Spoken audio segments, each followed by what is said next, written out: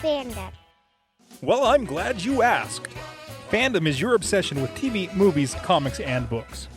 Fandom is debating whether or not Goku or Superman would win in a fight. Clearly, it's Batman. Fandom is about liking things. Join us weekly on Fandom as we talk about all of that and more. Subscribe at fandompodcast.com. As far back as I can remember, I always wanted to be the owner of a comic book store. Trust me, true believer. Well, Jagger and me, we had a running contest to see who had the most comic books in the world. Whatever, my escape was comic books. Net profit to me, negative $59. I love the comics because of the brightness displayed by the fellows who drew them. They remain with me always. And when comic books first came into being, it drew me to them. Tales from the Comic Shop. Hey, welcome to Tales from the Comic Shop, the show that takes you behind the counter. I'm your host, Joe. Today I'm joined by Eddie D'Angelini and Roger Prowse. How you guys doing? Doing good. Doing well, my man. How's it going? Oh, it's been better. I had an interesting week, but first, I heard you got a story for us. Yeah, I got a story to tell. Well, you teased us with some horrible thing that every collector fears that you want to talk about on the show, and I'm dying to find out what this is. But in the middle of October, I sent out a bunch of stuff to CGC, including one of my personal favorite books in my collection, Edge of Spider-Verse 2 9.8 land variant. And when I sent it out, I insured it for $3,000, which was a little bit over the GPA at the time, but I just wanted the extra protection on it. You know, it got to CGC, and that was good because it's always stressful when your books are in the mail, especially when they're high value. The other thing is when you're reslabbing a book, you're not guaranteed to get the same grade back. Like if they feel that the book was damaged, then they will regrade the book and you have to pay for that and you might get a lower grade. So, I was a little bit worried about that, but not too worried because the damage... So did you send for a reslab or a regrade? Reslab. They don't regrade on a reslab. No, they will if they feel the well was damaged and there could be damage to the book, they will regrade. Okay, I get you. So there's a little bit of stress there. What was your reason for getting it reslabbed? When I moved into my new comic room, it was the book that fell out of the box and landed on the ground and cracked. Oh, okay. So I wasn't concerned about damage. I could tell the book was fine, and I packed it super well to make sure that the slab wouldn't break more. But you never know what CGC is going to do. And so, anyways, that's all irrelevant. It went through, got a 9.8. They reslabbed it, or they reslabbed without regrading. It was coming back to me in 9.8. And they sent it to UPS, which means that it goes through Jacksonville. And anytime I get something going through Jacksonville, it sits there for a week. So I'm used to that.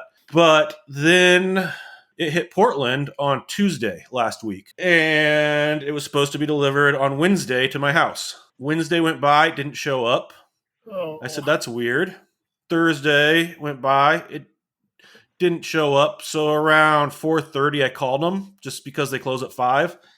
And they said, oh, it's probably just on a truck and it'll be showing up later today. Give it another day.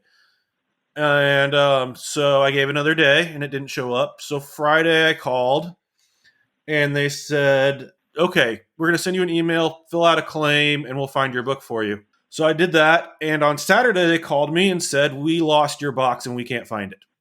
Oh, that's now, fun. this is the sick thing. During the time my book was at CGC, EOS V2 took a huge jump. Yeah. And the land variant took a bigger jump. It jumped from 2,500, 3,000 to one sale of 5,500 and two sales of 6,000. Dude, I sold mine for $100. But so not only is my book missing, it's insured for half of the value now. Oh. So, the nightmare is it's Saturday and they're telling me they've lost my package and no one's going to be around until today to tell me anything new. So I had a very stressful Saturday night and Sunday, where I was very, very, very worried, and all day Monday. Yeah, man, I'd imagine. And actually, this has a happy ending. About 7 p.m., a UPS truck pulled up in my driveway and dropped off a package. And you've never been so happy to see UPS in your entire life. Not once in my life, no. So that's my story of the nightmare weekend that every collector dreads. I mean, that's like a perfect storm of worst case scenario. I'm just so happy to have the book back. Yeah, that's brutal. That's really brutal. Well, glad you got it. It would have been a lot worse had you not. Yes. Exactly, yeah. I'm glad I'm still not worrying about it. Maybe I'll be able to sleep tonight. Good luck. Yeah. Other than that, though, I mean, things have been good. I've had some crazy mail calls coming in. Me too. It's been fun. I've had a fun couple pieces weeks. I want to talk about. Yeah. I got a mail call coming to me later this week, hopefully. Did you pick up those Kirby pages? Page. Yeah. Oh, okay. It looked like multiple in the post. No. So today I actually pulled the trigger and bought a original Jack Kirby page. Something that I've wanted my entire life. Yes, I'm very, very happy for you, Eddie. I hope anyone listening is clapping too, because that's a big deal. It's a very big deal. It is. I mean, Kirby's stuff is so priced out of my possibility to of any normal human being. Of any normal human being, yeah, exactly. But this the fact that you got that page for less than $10,000 makes me think you got about 70% off. Well, like legitimately, it's a beautiful page, but it's a non-superhero page. Yeah, it's a page. It doesn't matter at this point, though. It doesn't matter with Kirby stuff. It does and it doesn't. It does because obviously it's not going to command the over $10,000 prices that you see on other stuff, because the same dealer was also selling Commandy and Mr. Miracle pages for like $11,000 and $16,000. So those are heavily discounted. You got to understand that. Like an a page from FF54 with the Thing battling. Oh God, who was it's a Thing page, which makes it even more desirable. And fighting, page. And it's a battle page, and it's Fantastic Four. Yeah. Right. And it's from the 1 to 100 run, so it's but yeah, it's going right now on Heritage for $45,000, which that makes sense. That's comparing apples to oranges. That's going low for what was expected, though. That makes perfect sense, because anybody who is in the market for good Kirby art actually naturally is going to go towards a Fantastic Four page. I mean, that's just like the cream of the crop for Kirby work. Possibly New Gods. Possibly, See, this is the thing that you're missing here, is it's the creme de la creme, and it's going low. No, I get that. All the way is going low right now. That's what I'm saying. That you got that, the price you got that book at, or that page at, Eddie, is it's a great investment. You're going to make a lot of money on that if you ever sell. I don't think he's gonna. Maybe not. Maybe it might be. I'll own it for a while. I'll get it nicely framed and protected, and I'll enjoy it for several years, whatever. And maybe 5 years down the road, I'll decide that now is the time to sell it, and sell it for maybe 3 or 4 times what I paid. Absolutely. Any luck? Yeah. But, I mean, because Kirby's work is just going to get more and more expensive no matter what it is. Oh, absolutely. And I got a page, too. You did? What'd you get? Yeah, I got a cover, actually. Ooh. Mine I don't think is going to go up in value because it's a little niche, but it's a Wicked and Divine, issue number 26. Yeah, it's issue number 26. Nicola Scott did a variant cover, and I got the original art for the Nicola Scott cover. And Nicola Scott's long been one of my favorite artists, and I think she's super underrated. So getting a piece from her, especially a cover piece, is I'm pretty thrilled with it. Yeah, it's nice. The cool thing about her pieces too is if you look at the back of it, she actually pencils on the back of the page, and she pencils in mirror image, and then she uses a light box to shine through her pencils, and then she does all of her ink and color work over the top of that. That's what gives her such a clean look, is the penciling is actually not on the page. Oh, cool. And so you can actually look on the back, see the pencils, and then on the front see the final product. It's really cool. Well, that's not that uncommon for my comic strip. For those of you listening who don't know, I am also a creator. I do the comic strip collectors. Go to collectorscomic.com. And there was a while where what I would do is I would have my 11 by 17 board. I would pencil it all out, and then I would get an 11 by 17 sheet of tracing paper, lay that over it, and then just do the inks on the tracing paper. And then I take the tracing paper and then I scan that. And then the benefit of that is I have no pencils to clean up in the digital. Yeah. It's just straight inks. Yep.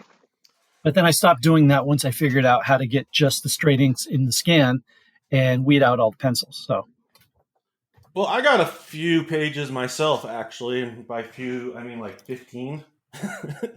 Yeah, no, you've been going nuts with the OA. Oh yeah, no. If I said it, I meant it. Put your money in OA right now because it is dirt cheap. I did. I got a one of my favorites. I got a Ron Lim cover for Spider-Man Master Plan #1, and it's sick. That's gonna stay in my PC. I love Ron Lim. Ron Lim is the artist that got me into comic books. Silver Surf, his Silver Surfer run, I've probably talked about in the show before, but it's just so important to me. Another cool one I want to share is I got a David Finch Batman page with the Joker and Hugo Strange from Batman Rebirth #2. And, you showed us that one, right?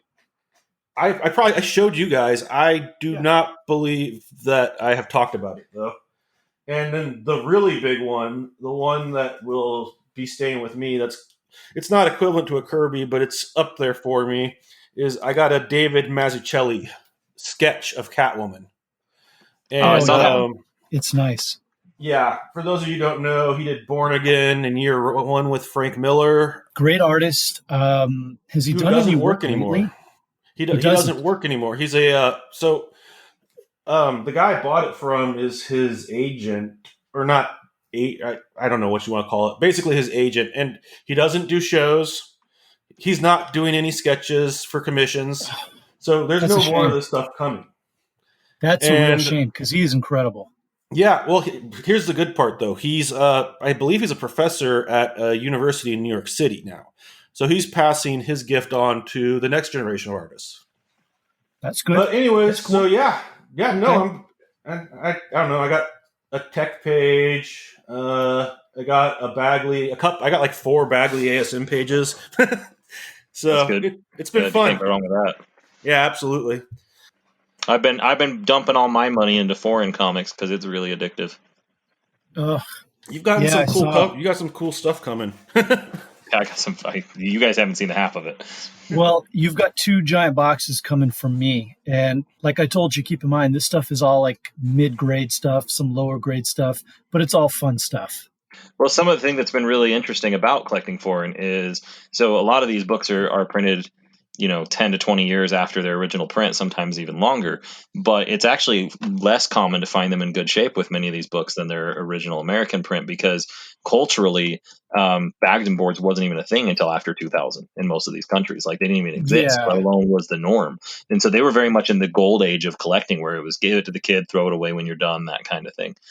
It's really been fun because it has that same appeal of the golden age collecting as far as the scarcity and finding the things that those unicorns pop up and the grades and all that stuff. But it does it with a lot of the modern and silver age characters that, people of my generation a little more grew up with. And it's a little more attainable in a lot of cases.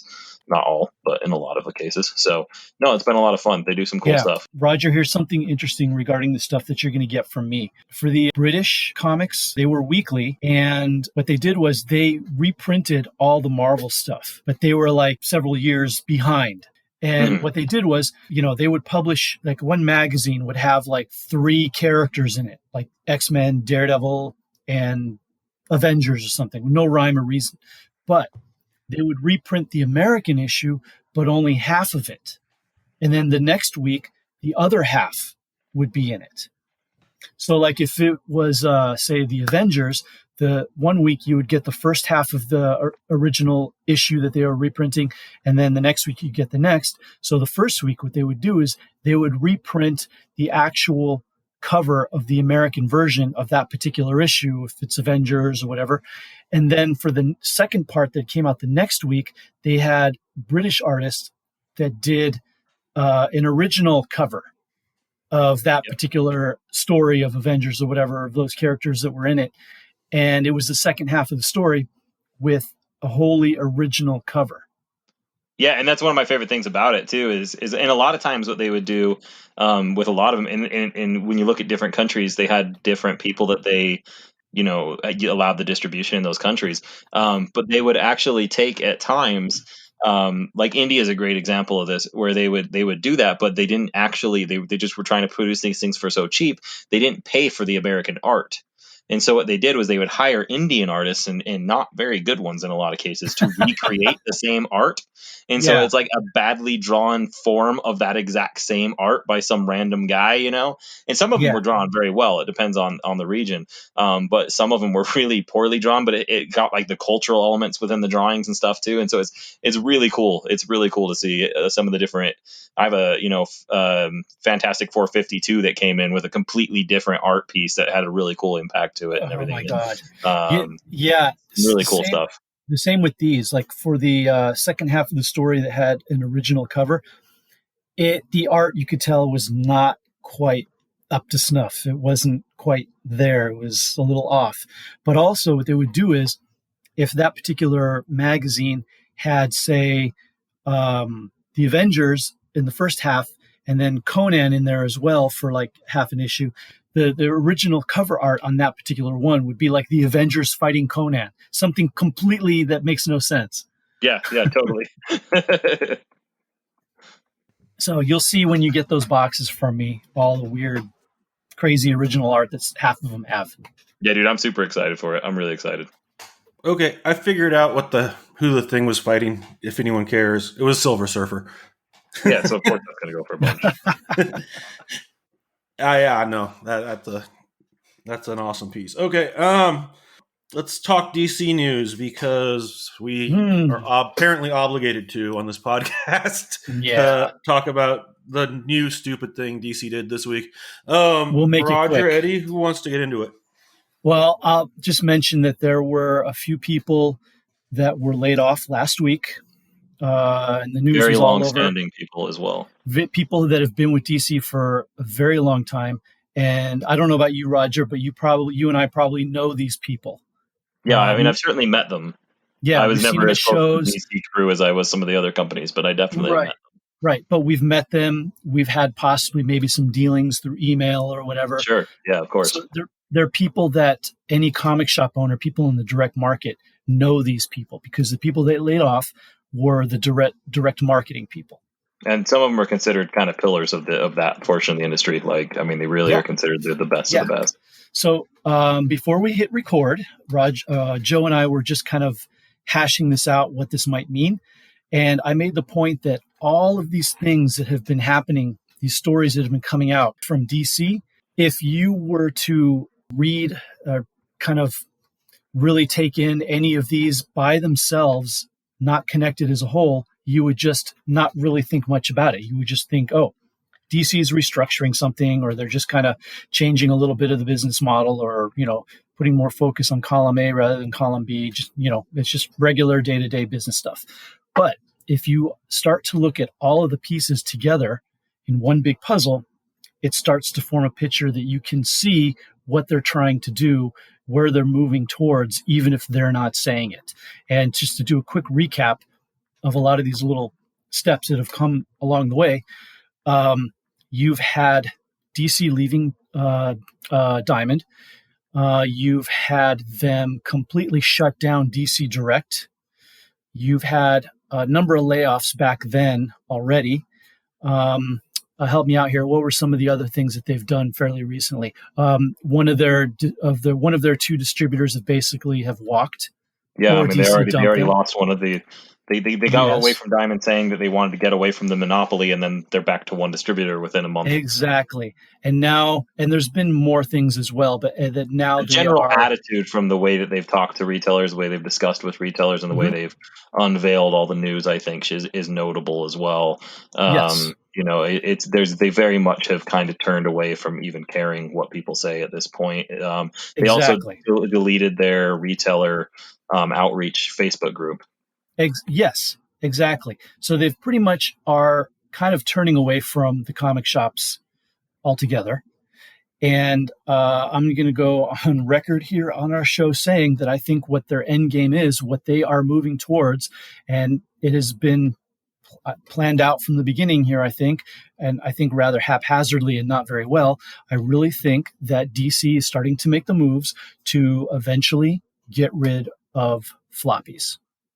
Yeah, I mean, I think that if you go back and listen to the very first episode we recorded, that was our prediction, is that it was, I don't think, now I differ, and I don't think they're going to get rid of floppies. I think they're going to get rid of floppies under their production.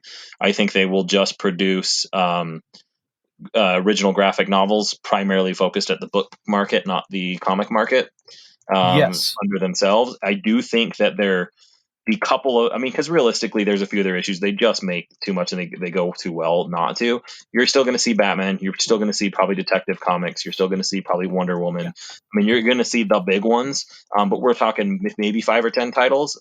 And those are probably going to end up published through someone like Dark Horse, maybe IDW, something like that. Or even if DC still hangs on and does it themselves, they are, and I'll stress that this is not coming from DC. This is not coming from people like Jim Lee or anything like that. This is coming from their corporate overlords above them, who are basically looking at the numbers and saying, these comics, they don't make any money. Why are we doing this? But they know that they can't get rid of Batman and Detective Comics. It's a small return compared to the IP farm that they're trying to create. Exactly. But they know that they can't get for that return. Right. But they know there's about maybe 5 to 10 or a dozen titles that they absolutely can't get rid of because basically it would cause, revolt among consumers. So you're going to see the floppies start to become a very small, specialized niche market, similar to bands who will release some of their albums on vinyl for those like specialty shops and specialty collectors. But it's just going to be a very, very, very small market. And unfortunately, what that really does is that really pushes away the comic shops to a very large extent at this point. Yeah. And I mean, hopefully, I don't know about you, and I actually kind of do. I know your shop, you've really focused on broadening your horizons. I think that this is I am not one of the doomsdayers. I'm not one of the people that says this is going to kill comic shops. I've been saying for a long time that the comic industry is not dying. It's changing and shifting. Exactly. And I think this is another example of that. Your old school comic shops that are already having a hard time hanging on tend to be people that are holding on to the Marvel DC way. Like that's their big focus. And so if you're one of those stores, this is a backbreaker. You are going to die. Yeah, you are going to die. For people like Eddie and I know we've both put a lot of investment into building third publisher brands and small publishers and those kind of things into a large market share. And so I don't think for guys like us that this is going to be something. I mean, it's an impact. It will. It's not an optimum situation, but it's not something that I'm losing sleep over. No, because you have your weekly floppies that you sell. Whatever percentage that is of your monthly sales, that is shrinking. And it's frankly, it's out of our control. We can't control that unless we decide we're just going to not order a lot of what we do order already. But it's basically coming down from DC that market is shrinking because we already know they, across the board, had canceled a bunch of titles and are canceling a bunch of titles. Yeah, it's already shrinking quite a bit. Oh, yeah. So they are shrinking. That means less money for us. So you need to figure out for that shrinking percentage, what are you going to put in that hole that's left behind? Is it going to be gaming? Is it going to be toys? Is it going to be T-shirts? Is it going to be more emphasis on comics? Yeah, more emphasis on evergreen trade paperbacks that you can sell all day long every day. But you're going to have to find something because, like Roger said, if you are the shop that just puts out, that's basically a newsstand. If that's your shop, then yeah, you're going to be kissing your business goodbye eventually. If you don't learn to adapt real fast. Exactly. Yeah, I mean, as a consumer, as a consumer, I have to say that, if they continue down this route, I'm just going to step away from DC, which is rough because that's primarily what I read. But there's a lot of indie stuff out there that's really good. Crossover from Image just dropped. That's intriguing. I really like We Only Find Them When They're Dead so far. That's a gorgeous looking book. And there's some staples from Image, like Savage Dragon's always out there, Saga, Spawn, whatever you can find.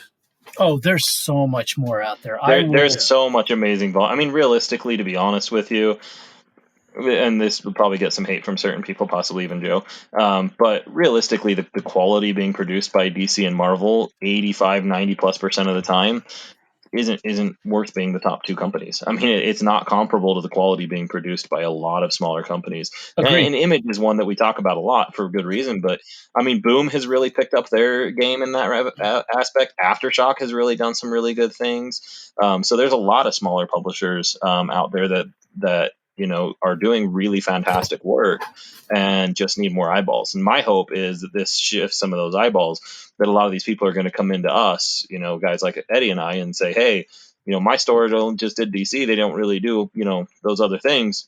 What should I be reading? Well, I'm so mad DC happened, and we can turn them and say, well, hey, you like DC. Let me show you some other stuff you might like that can fill that void. Yeah. I'll agree with that with Marvel. Marvel has been bad for quite a while, in my opinion. It's just not for me. But again, the big books from DC have been pretty good for the last little bit.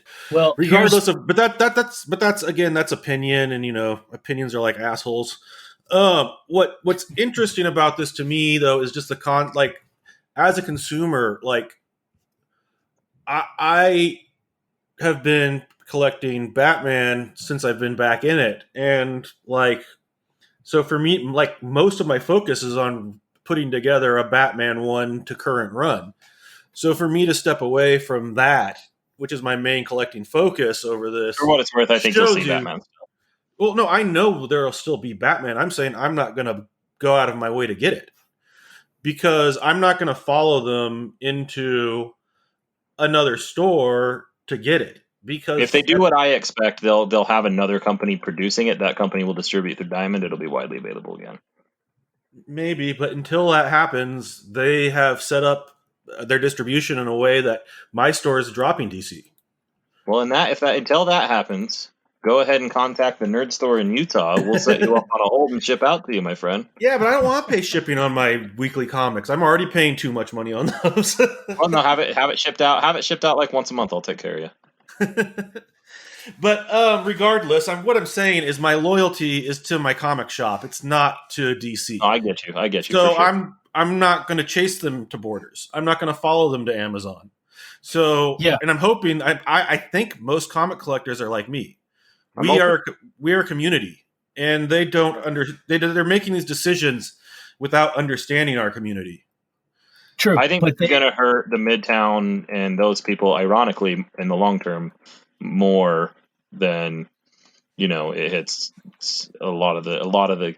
And I like I said, I think the old school comic shops, those that are left, which are very few and far between at this point, but I think this will be the nail in the coffin for those of them that are hanging on. All right. Well, to close this out. Yeah. Nope. Sorry, Eddie. Go ahead. Oh, I was going to say, unfortunately, yeah, I agree. But let me. Just before you do close it out, because we did mention this, Joe, these steps that they're taking right now, if they are going to where we say they're going to, will it blow up in their face, and will they be able to come back from it, or will too much damage have been done that it might just pretty much signal the end of DC as we know it? Well, I think actually the interesting thing is something you said before the show. Will the Warners even care? That's a huge question. Yeah. Will they even care? Because they're talking about something that makes them very little money, and if it just goes away, they're probably happy. Yeah. Yep. I don't feel like this change happens. I don't think other companies are going to follow suit, because I don't think that it's going to turn out well if you just look at the DC comic division and how they're going to do with it. Comics are going to be destroyed in their market, and I think we've already seen that. I haven't seen official numbers, but from what I've seen anecdotally, that's already happening. But does that mean that the company comes crawling back? I also don't think that's the case, because I think that's such a small portion that they don't care that they gave it up. Yeah, I agree with you. The other companies, operating expense. I agree with you. The other publishers are not going to follow suit, and we just may have a comic industry with Marvel and all the smaller publishers and no DC. And like I said, I really think you're going to have DC just producing through Dark Horse, or I think Dark Horse is the one that if I had to put money on it, that's the one I would expect. That seems to make the most sense. Yeah, we won't have DC as we know it. It'll be some weird transformation, weird evolution. Yeah, that's true. I think and it won't be the same. All right. Well, just to segue out, there has been a widely shared piece from Cosmic Book News, which is friendly reminder: if it's from Bound into Comics or Cosmic Book, never, ever, ever, ever open or read it. Period. Exactly. And Cosmic Book News is the mouthpiece of the Comic Gate community. And everything they share is a lie. Yes, exactly. It is the QAnon of comics. And they're sharing EVS has come out hard, saying, DC Comics is dead in the water and Jim Lee's losing his job. And just remember, before sharing that, EVS has been saying the same exact thing for 10 years. And eventually Jim Lee is going to leave DC. That's just an inevitability of life. And then he'll say EVS and then he'll trance around and say he's right. Yeah, exactly. So don't give him his victory dance. Stop sharing that article. It's all lies. So it's all his own speculation, majority of it, which is just made up BS. He did say that he's basically predicting the end of single issues from DC in that. And, in that respect, maybe he's right, because we're talking about it. But then, like the whole broken clock thing. It's usually, it's right at least 2 times a day. It takes a half truth and it blows it into all kinds of speculation. I mean, yes. There's a good chance that happens, but that doesn't mean the fall of DC Comics. It certainly doesn't mean the fall of the whole comic industry, which is what he keeps trying to tell people that it means, and has been forever. It doesn't mean that Jim Lee's going to get fired over it. He might. That might happen, but he doesn't have some grand insider knowledge, and he uses the fact that he claims he has insider knowledge in DC. He doesn't. He's not working for them. He's not that well loved in the middle building. It's just not what's happening. No, he's basically every bridge he ever had, and honestly, I think we're wasting too much breath on the guy because he's not worth our time. Yeah.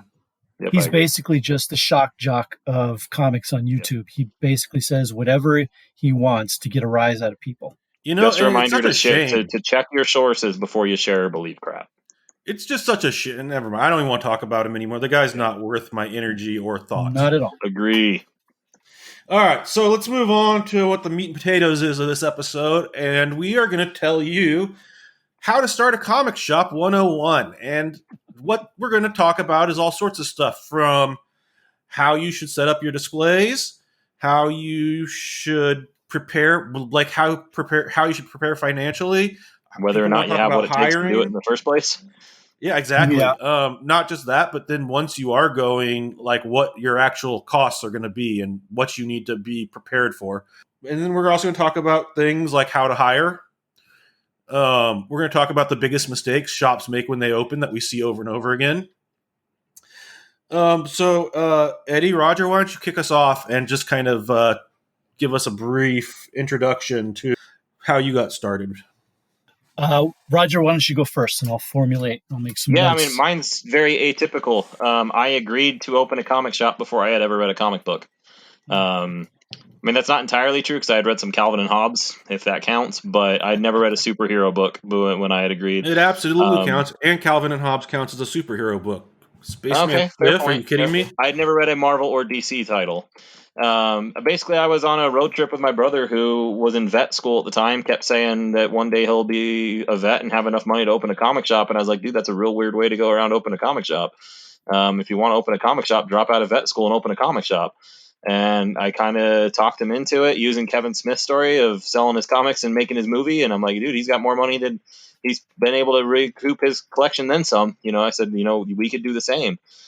So basically, Charles took what was a very modest collection at the time. I took my old sports cards, and we started touring fairs throughout a summer and selling those at fairs until we saved up enough money to open a booth at the first Salt Lake City Comic-Con and made about $10,000 altogether over all those events, and then open our store on about $10,000, which don't open a store on $10,000. It's not nearly enough money.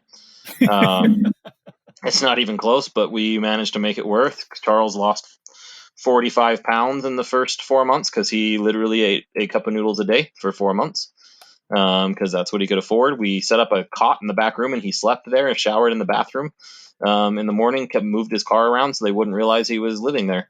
And that's how we opened our store. Yeah, and the pictures of your store when you first opened, it was so barren. Sparse. Barren. Yeah, absolutely barren. Basically, it looked like my shop after it had been looted. Yeah, honestly, you probably had more product after your shop had been looted. I'd be willing to bet. So how did I get started? Kind of somewhat similar is that I sold a good chunk of my personal collection to raise the funds to go in with two partners to buy an already established shop. You had a much nicer personal collection. Yeah, what I sold was my copy of Amazing Fantasy 15 and my entire Spider-Man run, which was from issue 1 through 700. And unlike Roger and his brother Charles, I didn't open a shop from scratch. My partners and I, we bought an already established shop. We bought a shop that had been around for, since 1977 and was pretty well known. And we bought it from the second owner and immediately went to work in trying to clean this place up and try to get it back to somewhat of its past glory because the second owner really let it go. And it had a really bad reputation here in LA. And it took us at least a couple of years to start really turning that around.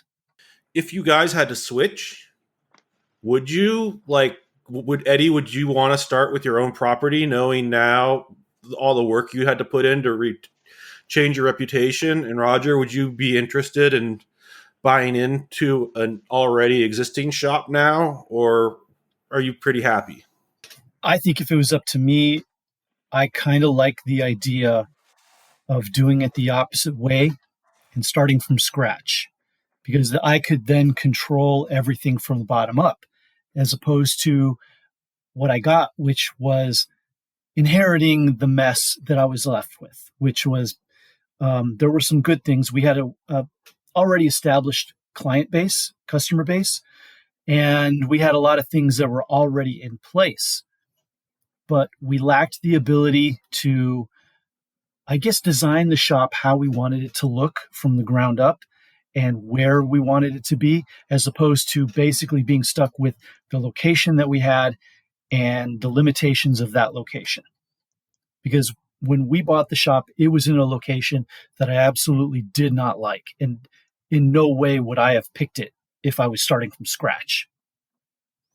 The second location that we're in now, that we moved to, is much more like what I would have picked.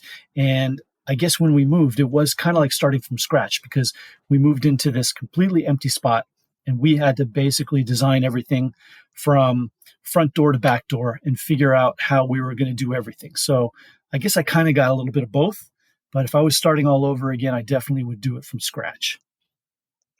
Yeah, I think it depends on the situation. I don't think that's a question that you can really answer without a whole lot of nuance. I think in the right circumstance, I would definitely purchase a store. And I think it depends on the person. For me, I wouldn't go into a store that was super well functioning, very well built, and purchase that, because that's going to command a fairly premium dollar, and it's all skills that I have, and it's all things I've done, and it's all things I know how to build and put in place myself. If I'm Joe Schmo comic fan off the street and I can afford to do that, you're basically buying guaranteed money. So yeah, do that. Like, if you don't have an extensive retail experience at that point, and not just retail experience working retail, but building retail, which is an entirely different thing. I had already built a retail business before we started the comic store. I'd been 6 years in business. I'd made all the mistakes. And so if I didn't have that experience and I was walking in as just a Joe Schmo comic fan who wants to do a comic store, and I had $500,000 I could get a loan for to buy existing with a great clientele and great systems in place, with those kind of things, yeah, I mean, do it that way if you get that opportunity, as long as the numbers line up. That being said, I wouldn't. However, if I was to walk into a store that I could get in and say, hey, this store has a favorable lease, this store has an okay client list, this store has the potential to be a lot better, but it's mismanaged, so I can get it for less than it should be valued, and I know that I can fix the problems, I would absolutely purchase that store, being me, because I know I could fix the problems, if that makes sense. So really, it just makes it depends on who you are, and it depends on your situation, and it depends on what it is that you're getting and what it is that you're purchasing. Yeah. See, that was the situation that I was in, Roger, is that we bought a shop that had a lot of problems, was mismanaged, was not doing well. And when we bought it, we basically had to turn that around. But unlike you, I had no experience starting and running a retail spot like you did with your other shop. So I went in knowing... Huge learning curve. Yeah. I went in literally knowing nothing. And my wife and I were the ones that basically were told, okay, well, I guess you guys can manage it because, you guys are available. Okay. And we did it. And we pretty much fumbled through the first couple of years trying to figure out what the heck to do. And I think if we were looking at objectively, if I was on the outside and you would have come to me as a friend and said, hey, I'm going to do this, me being who I am with my experience, I would have told you not to make that decision for all the reasons I just talked about, because you were buying a store that needed an expert as an amateur. Now, You right now could walk into something like that and I think be very successful and have made a lot better moves and done a lot better. Where again, if you there right then had come to me and said, hey, there's this store, it's already producing a $100,000 a year profit line. It's got 700 hold customers, a great online catalog. It's in a great location with a good, favorable long-term lease. Should I buy that?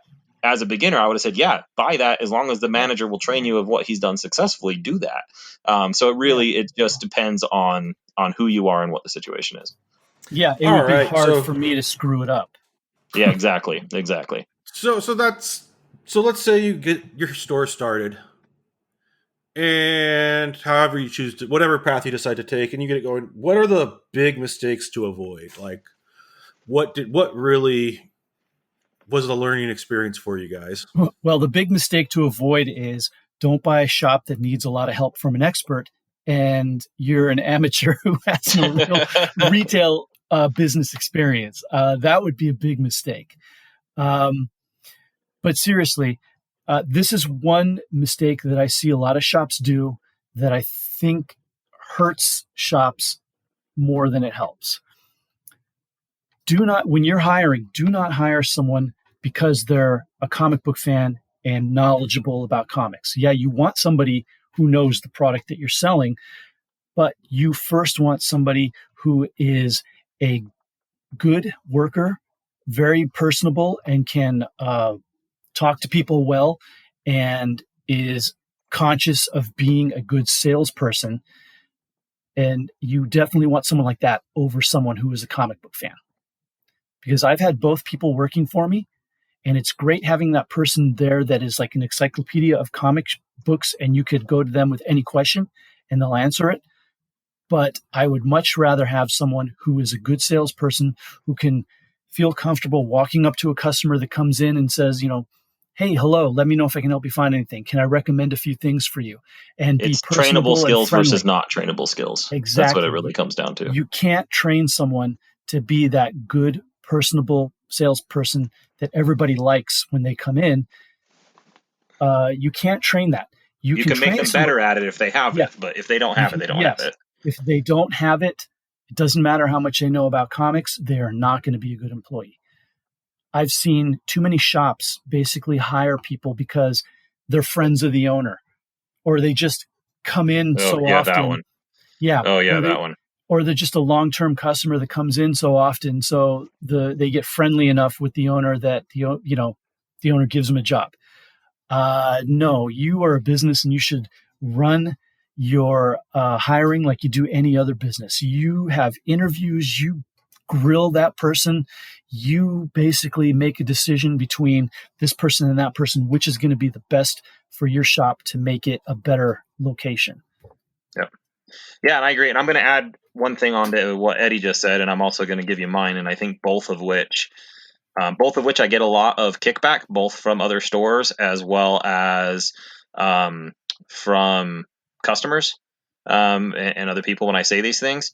And I think it rubs a lot of people the wrong way, but it's the truth. So adding on to what Eddie said, if you're one of my best customers, you will never work for me. Yeah. It just won't happen because when you hire somebody, you're taking a risk. And if I hire somebody who's one of my best customers, that risk is amplified tenfold.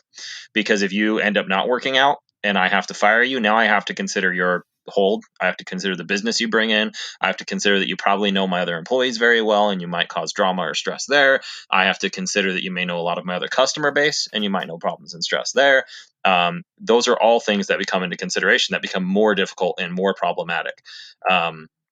So realistically, I don't hire my best customers. I will hire customers. Most of the time you hire customers on some level or another, but the guys that are your Wednesday warriors, the guys that are I have 60 comics on hold in my box, those guys, when they ask for a job, it doesn't happen. I dodge my ways out of it, even for the ones that I think would be good employees. It's just something I don't consider. And sometimes, they go and work for my competition, and that's okay, too. So, it's not a risk that I take. So under the hiring, that's the aspect. As far as my biggest advice, and again, I get flack from this one, the customer is rarely right. Not only are they not always right, they're rarely right. Don't listen to your customers when building your business. Understand your identity, understand your business, and find the customer that fits that business and that identity. And if they're not the customer for your business identity, you don't shift your business identity to accommodate them. You understand they're not your customer and you let them walk away. And that, I think, is the number one thing. The most toxic thing I hear from people that think they know business is when they say customer is always right. And that's not even an individual interaction. It's that when you run a business and see a business through customers' eyeballs, you're not seeing the profits, you're not seeing the other impacts. And what you find is there's a reason a lot of things are done the way they're done. A great example of this is how often, and Eddie, you hear this all the time, you get somebody that's in any business and their whole entire business strategy is, I'm going to come in and be cheaper than everybody else. That they never succeed, ever. Those stores never succeed because there's a reason everybody charges what they charge. And they learn real fast in the hard way, once it's too late, that doesn't work.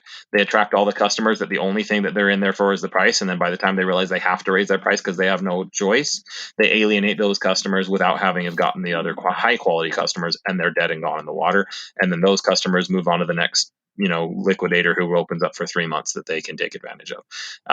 And so, I think running the business for you and not for you, but for the business. You don't run it for you either. That's another big mistake people make, is they don't separate themselves from the business. You run the business to take care of the business, because if you do that, it takes care of your customers, it takes care of you, it takes care of your employees.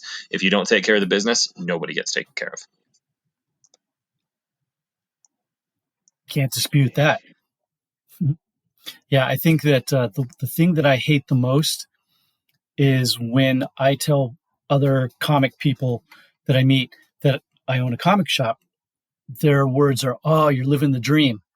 And I don't know what dream they're talking about, because I'm running a business like I would run any other business. It's paying bills. It's doing bookkeeping. It's sometimes losing sleep. Not reading comics. Yeah. So sometimes it's losing sleep at night because you're worrying about certain things, or you've got to now develop marketing plans. You got to get ready when the holidays are coming. It's a business. It's literally being on call every moment of every day. Yeah. A good example of that is we would have, before the pandemic, we would have magic going on into the night almost every night of the week. And of course, Friday Night Magic is the big one. And I got a call at 12:30 at night that somebody broke the toilet in the shop, one of the Magic players. And here I am, midnight, getting dressed, going out to Home Depot and going to the shop to fix the toilet. So I don't know what dream that is. It doesn't sound like any dream I want to be a part of. So this whole idea of living the dream is BS, because you are running a business and you've got bills to pay and things to do. I always tell people that the surefire way to never have time to read comics is own a comic book shop. Yep. No, it's true. Especially at first, especially until you get the hang of it. It's definitely, but yeah, I mean, I will say the times when I worked in store, I wasn't reading a lot myself, and I know my brother doesn't read nearly as much as he used to either. Because it just, well, and the other thing is, and it's cliche, but it's true, that when you make your hobby work, it isn't your hobby anymore. You may like it still. There may be elements of it that you still find enjoyable. I love my job for a lot of different reasons, but it also comes with a lot of stress. And so dealing with comics, even my own personal collection, becomes stressful instead of relaxing in a lot of different ways, because it just feels like work a lot of times. Yeah. If your hobby is comics and you open up a comic shop, congratulations. Your new hobby is now running a business. Yeah, if you're lucky enough for it to be a hobby. Well, the point is, that's the thing that you now better start enjoying, because that's now what your life is. Well, and I think both of these things, everything we've talked about so far, really boils down to the overall idea and understanding that when you open a comic store, you're a retailer. You're a retailer well before you're a comic fan, well before you are a reader, a collector, anything like that. You are a retailer. If you don't know how to be a retailer, if you don't know what that entails and what that means, you're going to need to do a lot of reading. You're going to need to get some on-hand training. You're going to need to figure those things out, because you could be the best comic person. You could be the best comic shop employee. You could have all the customer service skills. You could have all the comic knowledge. You could have all the passion for it. If you don't know how to be a retailer, you will not succeed. Yes. And it's not at all the same skill set. If your plan is, I'm going to open a comic shop because I know all about comics, well, don't open up a comic book shop. You don't have a plan. Okay, so I'm going to chime in, and the number one mistake I see from new shops going in is, it seems like every small business owner has been told at some point that you have to maximize your profit per square foot. And it seems like new comic shops' answer to that is to just get all the inventory they can and stack it all on top of each other on shelves and tables until there's no more room left in the store. Why don't you guys talk about the importance of display and the science behind it a little bit, and what you've learned about how to set up a store? It's 3 words: presentation, presentation, and presentation. If you're not presenting your inventory in an organized, pleasant, I don't know what other adjective I'm looking here for, but in a way that appeals to the customer and makes them want to buy it, then you're doing it wrong.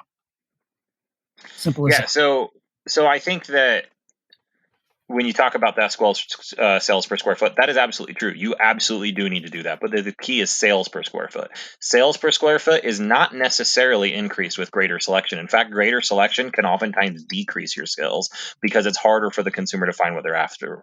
The truth is, in any retail industry, 80% of your sales is going to come from 10 or 20% of your products. Everything else is there to make it look fun and to sell those products better. And so if you do anything to the detriment of those key products, you're going to lose out. And that's what happens in a lot of those places. People don't understand that there is a lot of psychology in retail. And I mean, I've been doing retail for 17 years, and I have read novels. I have read research on it. I mean, the large retailers, the Walmarts and Targets of the world, they pay literally millions of dollars for people to psychoanalyze shopping behavior to understand how to get you to spend a little bit more every time you're in store. And when I do sales trainings with my employees, my sales training is psychology. I'm not telling them, oh, make sure you smile and be nice, which is what people think it is. Because the people I hire, that's who they are. I don't need to train them that. Like, we covered that already. I'm training them the psychology of purchasing, the psychology of buying. When they make a product, they use the colors they use aren't there because it looks pretty. It's there to elicit a specific response in your brain. When you go into a clothing store and all the racks are close enough that you brush by the clothes as you walk by, that's absolutely intentional, because the more that you brush by the clothes, the more likely you are to buy clothes while you're in there. That's been proven psychologically 100 times over. If you put a dollar sign on the label instead of leaving it without a dollar sign, that has a percentage of increase of impact on your sales. Like every little thing has been psychoanalyzed, and there is information out there about how each of it impacts itself. So when I talk about understanding that you're a retailer, there's a book by a guy named Paco Underhill called Why We Buy, where it's a psychology of purchasing book. If you want to understand the difference between being a retailer and working retail, start by reading that book. Get at least through the first chapter or two, and it is very dry and it is very studious. But start by the first couple chapters of that book, because it'll at least give you the idea of the shift in mentality that we're talking about between the guy who runs the floor or manages or just works the till and the guy whose responsibility it is to run the whole place. It's a completely different mentality and completely different skill set. That's actually a very great book, but it's one that you cannot read from cover to cover. You have to read small bits, absorb it, put into practice, and then move on to the next part of the book. Yes. Yep. Yeah. You read it cover to cover, you're going to lose out on way too much information. You do it. Yeah, you do it. And that's why I tell people, I'm saying, if you're curious about this, you're interested in this, read the chapter or two.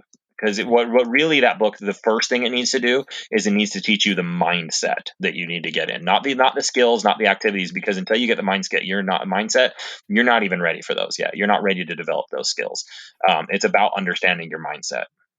And honestly, that's the biggest hurdle, is getting people to understand the owner's mindset, training them on the job once they've got that hurdle, and learning the job. That's a whole different thing. It took me, I'd say, 4 or 5 years of running a retail store before I actually accomplished the mindset of an owner. Yeah, I want to make a point about one thing you brought up, the idea that clothing stores put the racks close together so that you walk by them and brush against them. Tactile experience with a product is everything.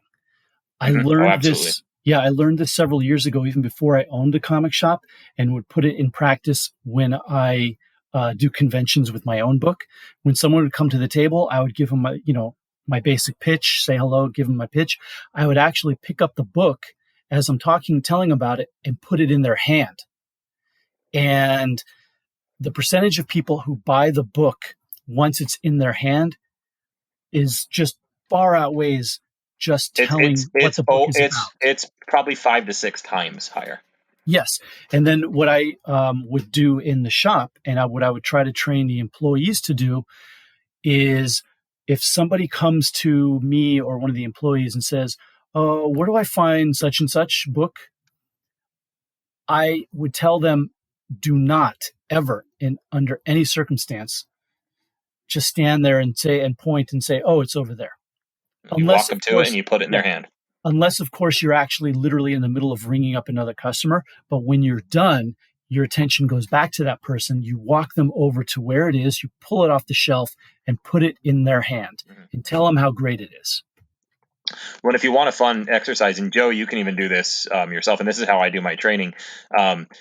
Hold something in your hand. Honest to God, it really doesn't even matter what it is. Talk to somebody about an item and kind of parlay it. So when I do my training, I'll talk about like an item that I'm training on or whatever. And then I'll act like I got something else to do. So I'll say, "Hey, hold on to this for me for just a second." And I'll put it in someone's hand. Just asking them to hold it. They haven't taken ownership. I'm not even trying to sell it to them. I just ask them to hold it. And I turn like I'm going to go for another item. And then I walk over and I just grab it right out of their hand. And watch the look on their face and their physical reaction as they try to grasp for it. And they look at you like, "What?" And it shows the psychology that as soon as it hits your hand, your mind has taken ownership of that product the second it hits your hand. It's a primal instinct that we all have. And then you would look at them and you can say, "No, why did you have that? Why did you have that reaction? It was my thing. It wasn't yours. I asked you to hold it for me. I took it back. I didn't need you to hold it anymore. That's a completely reasonable and rational thing for me to do." And they'll realize, holy crap, I really took ownership. I thought that book was mine, even though it clearly wasn't. And it really displays the psychology. And you can do that to anybody. Like, it doesn't have to be a store training. Like, literally go to one of your friends, ask them to hold something like that, and then do that and just watch their face. It's the comedy of watching their face. When I have employees that have been with me long enough, because I do sales trainings about every 6 months or so with my new staffs. When I have employees that have been with me long enough, they all, like, you see all their faces get happy when that part of the training comes up, because they know what's coming, and they all watch that person's face because it's hilarious. So a lot of what you hear these days is the comic industry's dying, it's dead, it's already in the ground and buried. But if that were true, then why are there still comic shops? I think there's a lot of misunderstanding about the fiscal realities of running a comic shop successfully and where the industry is at. So why don't you guys break that down for us, since you both run thriving businesses? Yeah. I'll go if you're cool with that. I think a lot of this goes down to what I was talking about, as far as understanding that it's not the end of the industry, but the industry is shifting. And again, understanding the difference of what retail really is. Retail has and will always be a shifting exercise. Retail has never been static. People think retail is putting stuff on your shelves and waiting for people to buy it. And it's so much more than that. It's equal points, like I said, chemistry, it's equal points merchandising, and it's also equal points prognostication. You have to be able to kind of look at the future, look at your clientele that you want to get, understand their psychology and how you get them and how you attract them, and be creative. It was one of my favorite things about retail is it's a very creative endeavor. And so I think that there's a misunderstanding of that. And I think that what you're seeing is you're seeing people go, well, look, this store was in business for 30 years. This store was in business 20, 30, 40 years, and now they're out of business. And that's their evidence that things are dying. And you go and look at the actual reviews of those stores lately, and a lot of them are the same things. They're all talking about saying that, this place they were rude. They didn't really care about the independent books that I was into. They weren't that well organized, or it was just a bunch of books on shelf, like the old style comic dungeon, only appealing to nerds. Or the worst ones is I wasn't comfortable there because I'm a woman, that kind of stuff, which unfortunately those are mostly dead, but they are still around. And so I think the example of using these stalwart long-term stores failing is entirely erroneous in itself, because those are the ones that aren't adapting to the current market in a lot of cases. So I would say, you have to, this comes down also again to what I said, which is owning your identity. Sit down. One question I tell everybody if you're going to open any business, and I advise a lot of people in a lot of different industries on retail. I said, I should be able to look at you and ask you the question, why are your clients going to come to me or you instead of where they're going now? And you should have a no hesitation answer, and that answer better not mention you being cheaper. And if you can't do that, you shouldn't open the business. So, because you're not ready. So you need to come up with your answer to that question. What is it that you are going to do that's going to make people shop there? And be honest if you would shop there, or if the people that would shop there. Because realistically, all we can do is make a store that we would like, and then hope there are more, because there are more people. Humans are not that unique. There's probably a lot of people like you, and you're going to understand your perspective and what you do well. Listen to outside perspectives, obviously, but you got to make a store you would shop in and you would like. And if you're not doing that, you're probably not going to be successful. Yeah, if you're the type of shop that puts basically all your eggs in one basket, like we were talking about. Bad thing to do. Yeah, which is basically like the Marvel DC newsstand type shop. You see a lot in gaming stores too. Really common in gaming stores. Get way too heavy on Magic, and then they have a bad set, and it makes them lose their money, and they go out. Yeah. Now, obviously, we have a very large Magic community at our shop. Even during this pandemic, we still have those people connected to our shop, because we're trying to do whatever we can to stay relevant with them and keep them connected. Now, but is that pretty much our whole shop? No, obviously we're a comic shop. We're a gaming shop. We try several different products. Some hit, some don't. The ones that don't are gone. The ones that do stay.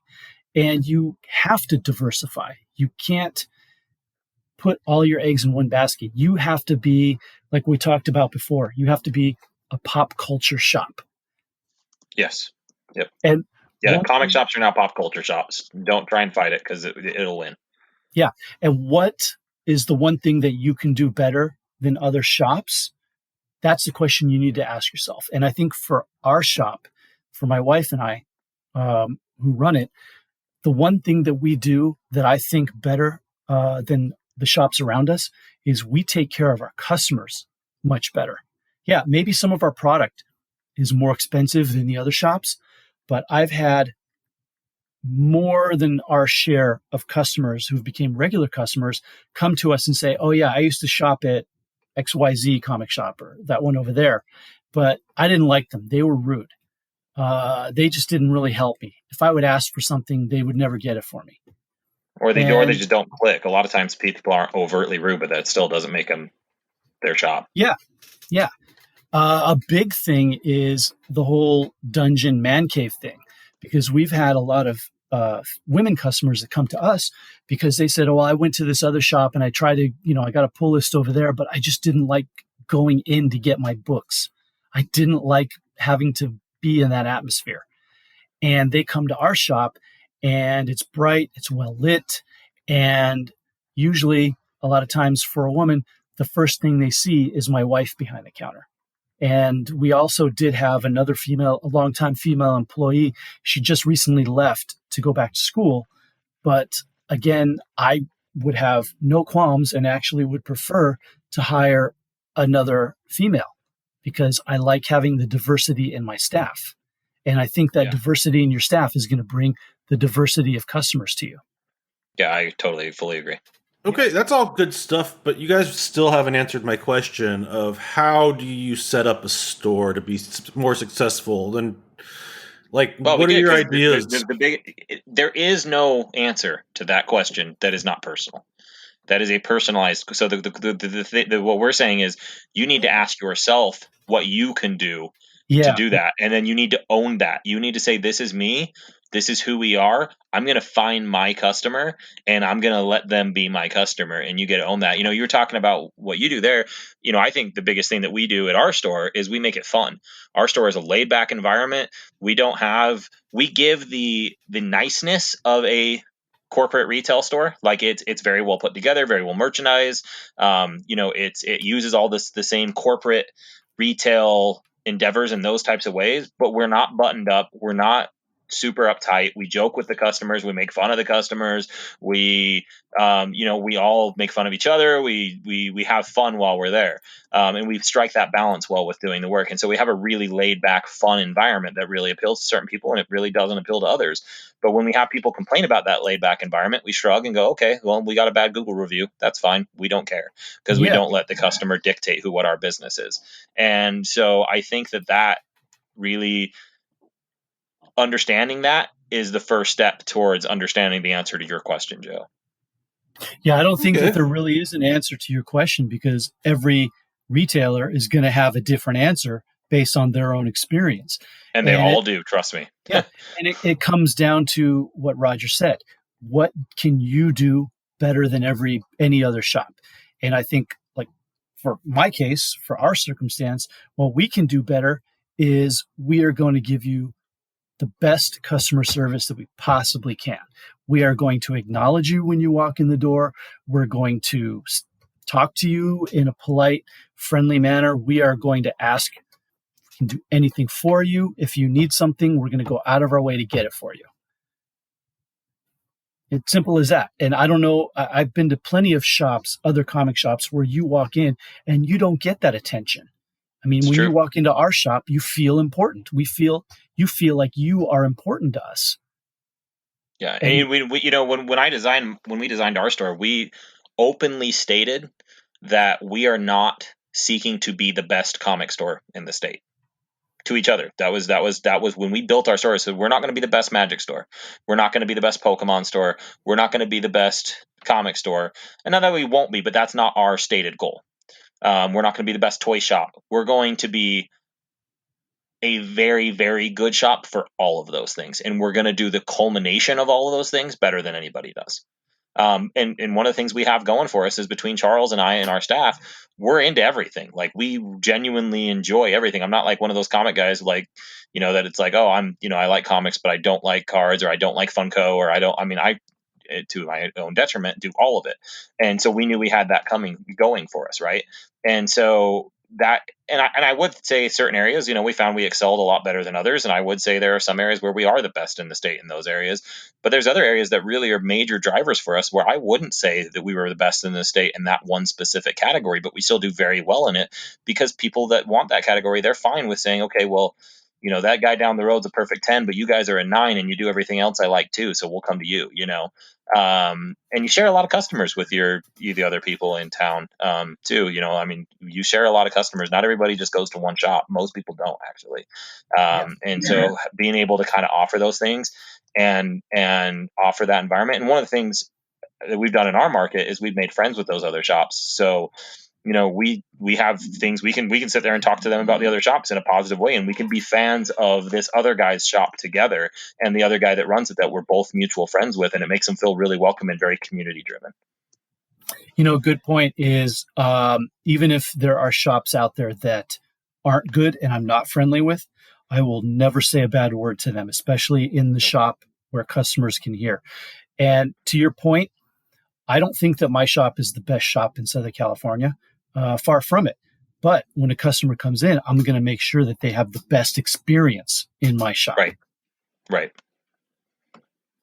And then you have to understand the customers that value that are your customers, and the customers that don't value that, they're not your customer, and that's fine. Yeah. But that's not mean you're going to change it. Yeah. And like I said, because of that, my shop might not be the best, but I've got several pull customers that I got because they said, you guys are so much better than such and such shop. You guys get my pull books right. The other shop, half of my books are always missing, but you guys get it right. So it's or the dreaded shop that marks up whatever's hot that week in your pull box. Those always always stun me. No, if you're a pull customer, you've put your trust in me to actually come to my shop and get books from me every week. If it's a hot book, sorry, you're going to get it in your pull at cover price. It could literally have jumped up to $100,000. It won't matter. You're paying cover. You're paying cover. Everyone else on the shelf, they can pay the marked up price. But you put your trust in me. You came to my shop. You get it for cover. And that's just that's another example of you're going to get the best experience in my shop as opposed to any other shop because you put your trust in me. And by the way, that's an example of running your business for you, because your customers would say every book should go on the shelf for cover. And you've determined that for you, having them on the shelf at market price makes more sense for your business. And I'm sure when you made that decision, it's made economic sense for you to do so. Yeah, that's just inevitable. Yeah. Well, we don't. We actually put all of them at cover on our shelf. That's one of the differences in policy for ours and your store. I don't think that's necessarily the right way to do it, though. I'm not saying that. Just for us, actually, obviously, if it's like a hot variant, it's going to get priced up. But if it's just a regular A cover and it's really hot, because Kristen and I, we've gone back and forth on this. We will put it out for cover. We won't mark it up. Now, at the end of the week, come Friday, if there's still copies there, well, the following week they're going to be marked up. Yep. So that's basically the same we do then. So you guys are right there with us. Yeah. Yeah. And one of the things, my store actually caters to speculators. So they're widely angry and people hate them and complain about them. We actually, we cater to them in a way that doesn't, I don't want to say we cater to them. We value speculator business just as much as we value the reader business, but we tell them how to do it. We tell them this, if you're going to speculate in our store, this is how you're going to do it, and we'll be cool to you. And we train them how to be better customers, and it's worked very, very well for us. Yeah, and it's really I've spoken with other retailers who hate the speculators, and it's kind of short-sighted because they're coming in and buying copies of, several copies of a bunch of books every week, hoping that one's going to hit, and maybe one does, but they bought all those other books from you too, so. Well, and ultimately, how does a speculator become a reader if they're getting their books from anywhere but a comic shop? And our speculators have literally every one of them have become readers, because people don't speculate in comics that are not interested in comics. Exactly. Yeah. So every single speculator we've ever had has eventually become and stayed a reader. And that's because we created that. And so by doing that, we created new readers. And that's always our goal. Yeah. And, the end result is they are buying your product. Yep. which is what you want people to do anyway. So, yep. So did that answer your question, Joe, or are you still unsatisfied? I can't remember what my question was anymore. It's how do you make a successful shop? And there's no answer to that. I think it was more and there's specific. A million. I was kind of curious about the science behind display and setup and how you decide to do your aisle. I think that's something we get into in a later. I think that's something we get into in like a 2020 class. Like, I don't think that's the starter stuff. That's more the science of marketing, really. Yeah, fair enough. We'll get into. We should cover some like guerrilla marketing tips and those kind of things. Like, that's all great stuff. But I think if you're really serious out there and you think, okay, I might want to own a comic shop, the very first thing you need to understand is if you do. And what that entails is the long hours. That entails a lot of stress. It entails a lot of second guessing yourself. And we talk about all those bad things because if you can say those bad things first and say, yeah, I still want to do this, then the good things come. Because the reality is, at least for me, I will say, this business and this industry has been very good to me. I mean, I've done much better than I ever projected. My projections were well lower than what I've actually accomplished, which is great. I've been very happy in this industry. It's given me a lot of new friends and experiences that I wouldn't have had otherwise. It's really enriched my life in a lot of ways outside of just financially.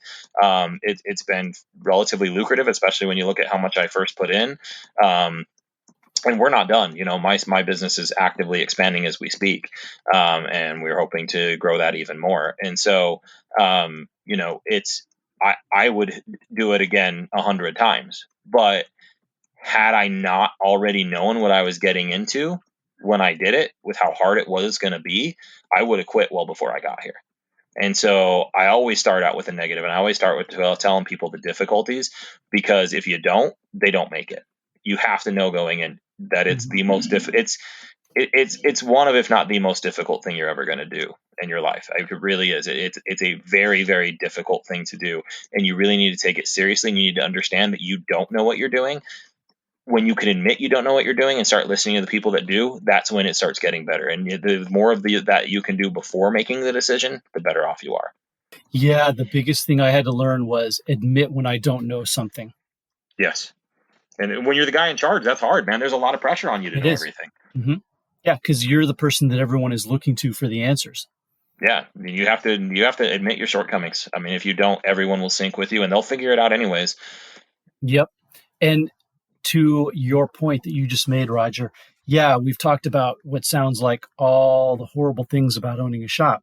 But the truth is, it's like any other business where you are the owner and actively managing and running it. You are putting in long hours. You're putting in a lot of stress and hard work to get it off the ground. But you stick with it, and it will get off the ground, and it will give you results, and it will give you a payback that is going to be worth the time that you put into it. Yeah, I mean, with any luck, it certainly takes skill and it takes luck. But yeah, if you do it smart.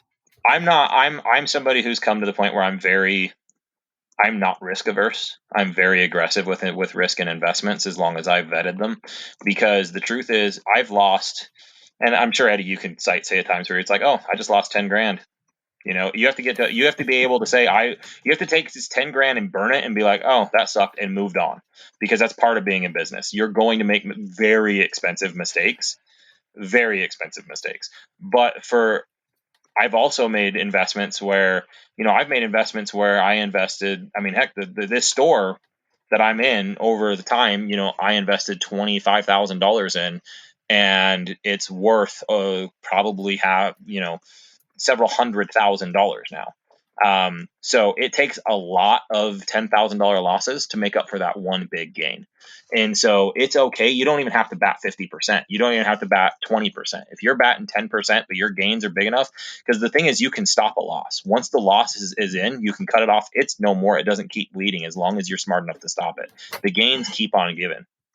And I think that so it's disproportionately set up for the gains to have a higher value than the loss has a detriment. And the most successful people in the world are not risk averse. They're just not. They're very aggressive, and they lose money and they shrug it off because you know what? They'll make it back later, and they don't care. And that's just how it works. No, that's interesting. When I tracked my poker analytics when I was playing full time, my winning sessions outpace my losing sessions, but my total win, like my number of sessions where I would win, would be about 30% of the time. And I would have 70% losing sessions, but when I would lose $300, $200, $500, and when I would win $2,000, $2,500, and that's how you make it up. Yeah. So that's a fascinating trend there statistically. Yeah, and the difference is with this one. Once you've got a winning hand, and if you're opening a retail establishment, once you've got a winning hand, you can literally just keep drawing that hand every turn. You know what I mean? Like you don't ever have to reshuffle. And so once you've dealt yourself a winning hand and you've got that in place, it just the positives keep coming. Yeah, it just keeps winning as long as you. Now, I mean, the markets will change, and if you don't keep up, we've talked about that. But it's a lot easier to keep it going than it is to make it happen. Well, also, I'll make this point. When you say people are risk averse because they're afraid of failing. And what you need to accept when you start a shop, start any business of your own, is you are going to fail over and over and over again. Oh, so much. And you're going to have to look people right in the face that you screwed over by failing and know that both of you know that it was all your fault, and you're still going to have to make amends and move on. Yeah. And that's exactly it. You have to get up, dust yourself off, and keep moving forward. And move forward with the expectation that you're going to fail yet again. And you got to swallow your pride and understand that that's not what it's about. Yeah. So the point is, don't be afraid of failing, because just accept that you are going to fail, and you're going to fail several times, but you're also going to win. You're also going to do things well. And you're also going to learn from those failures to where you can do things well and move forward and reach your goals. And there's a difference between, there are people who lose everything. But most of the time, those people are tied up in hubris. They're tied up in not being able to admit failure. They're tied up in not being able to look at it objectively. And a lot of times those people go in and they don't do their research. They haven't done the work that you need to do ahead of time to do the research to understand what they're doing. And they're overconfident in their abilities. And once they realize they're over their head, they don't admit they're over their head and learn. Most of the times when I see people crash and burn, it's some combination of those traits that cause them to really lose out. Eddie, the situation you were in, you easily could have crashed and burned. I would say, honestly, 90% of people that got into your situation walking into what's a relatively failed business as a complete newcomer would not have been able to make it work. It was through humility and through your ability to step back, put your pride away, and understand that you have to just make it happen, that you did it. And so it did come down to those personality traits and your ability to do that. And complete stubbornness. Yeah, there's a large dose of stubbornness that's involved. There's a large dose of stubbornness that's involved. Yeah. But also, to your example that you just made, there are plenty of people who lose everything, but are self-aware enough to understand what happened, why it happened, and go on and be successful. Mm-hmm. Start all over again and be successful. Yep, that happens as well. Again, just make sure you're objective with it. Make sure you understand that if you can't answer those questions we talked about, if you can't tell me why a customer is going to come to you with no hesitation and be able to just pull it out right like that, you're not ready. Understand that if you haven't seen if you can't define to me what an owner does versus a manager versus an employee and what your manager structures should look like, you're not ready. That was the first 2 years of owning the shop, trying to figure that out. Oh, yeah. Yeah, for me, it was 4. So you did well. So admit you can't do it all. Admit you don't know it all. That's really what it comes down to. Yep. All right. Well, I think that's about going to wrap this episode up for us. There's a lot in there. I'm probably going to suggest that you go back and you give it a couple listens through and try and digest everything there, because if you are serious about starting a shop, these guys have done it, and they have done it successfully and proven that over time. Yeah, so I'd add also, if anybody out there is serious about wanting to open a shop, has the resources, feel like they can do this, I do offer services as an advisor.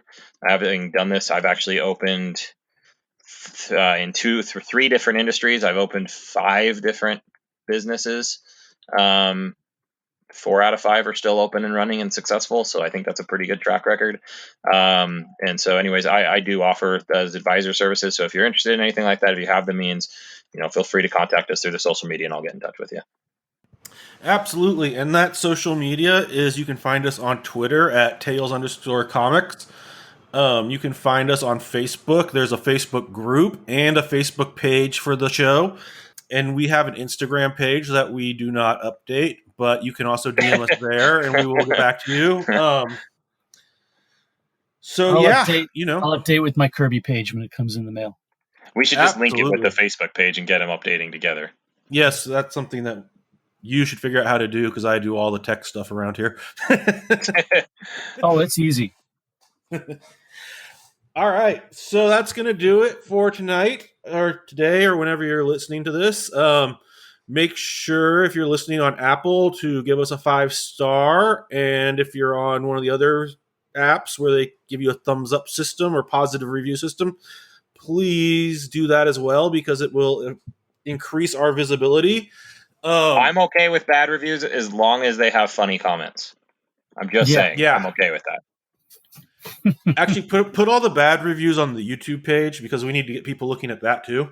Yes, and then we can banter back at you, and we will respond. We will respond if you put them on the YouTube page, absolutely, or anywhere. Well, we don't see the Apple ones, but now I'm the one that sounds like he doesn't know what he's talking about.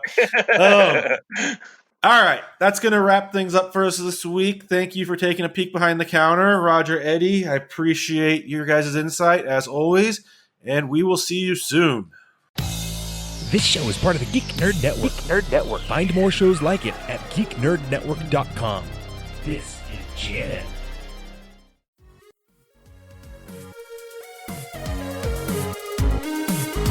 At Push My Buttons Podcast, you can get all the gaming news, as well as information on latest releases and game reviews.